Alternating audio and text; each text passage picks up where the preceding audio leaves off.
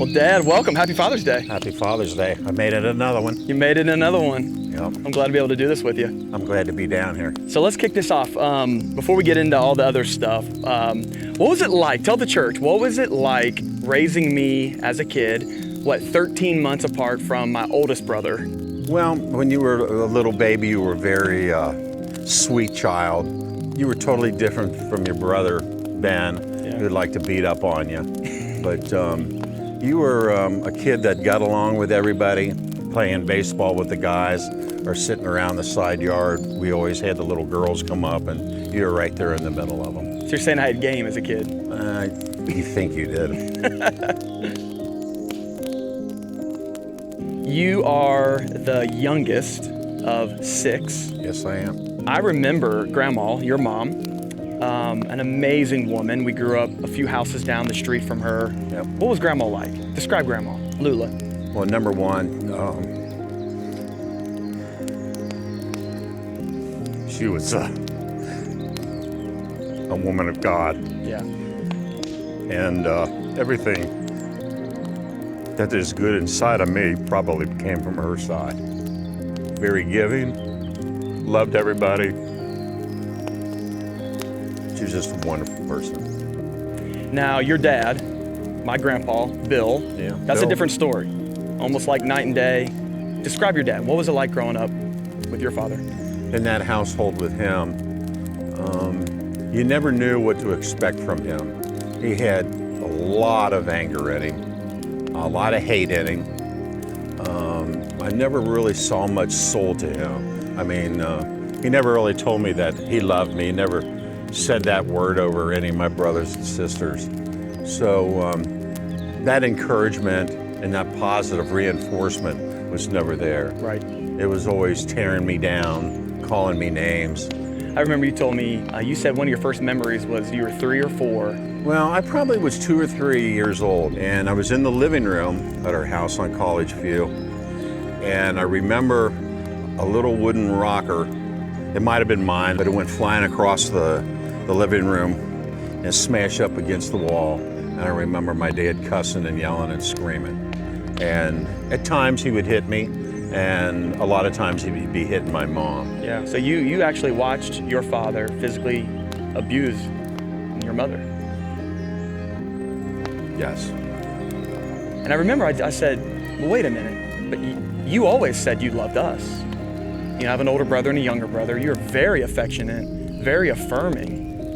What shifted? Why were you so loving when you never saw that growing up? Well, first of all, being raised in that household didn't mean that I was yelling and screaming, but I knew that the day came that I was going to have kids. One thing that I could do is tell them that I love them, hold them, hug them, acceptance, let them be who they're going to be. But the main thing was to speak love over them. You did that. You still do. You still do. This Father's Day we're talking about is, as men, that there are certain things that we're supposed to carry, and there are certain things we need to break. Yeah. That manhood is not a line that you cross, it's a path that you walk. Oh, that's good. I like that. You were able to break that. You never physically abused us. You're very affectionate. Talk about cycles and character and what you've learned. Breaking a cycle is really about your character defects. Okay. And how they take control of your life. It could be anger, it could be fear, jealousy, don't know how to have a relationship with another woman because you witnessed a terrible relationship. That was me, you know. Really, when it came down to it, I wasn't very good with a relationship with your mom. I would go to church, and we had great ministers and people that would speak and all that. And I used to sit there and going, man, I wish I was like them. I had a raging addiction to alcohol and drugs. So I got a hold of a closed-mouth friend, a spiritual advisor. When I started this process, I made a decision to turn my will and my life over to God. You know? Yeah. And you can do that, but if you don't do the work and are willing to face your demons, you're never going to change. Yeah. You know, you're just stuck in a cycle. I woke up one day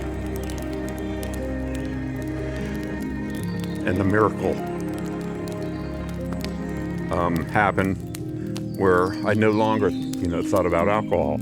Amen. I had this beautiful peace come in. I started helping people. I started loving people. Yeah. Started loving yourself. Loving myself. You got that right, boy. That's a big one. Yeah. Well, I admire your strength, your courage. I always say that the first person to break a cycle is the real courageous person. And because you were able to break that cycle of no affection, anger, physical abuse, I didn't have to live in that. That's correct. And so now what my responsibility is, growing up in a home with an addict, carry the good that you've given me, now break this other part so that my character defect doesn't run off into my kids. So what would you say? You have 6 grandkids now. Here you are. Look at you on the other side. 6 beautiful grandkids. Blessings. What would you want them to know about their grandpa? I love you. That's it. That's all they need to know. And because of the grace of God and the willingness that I had,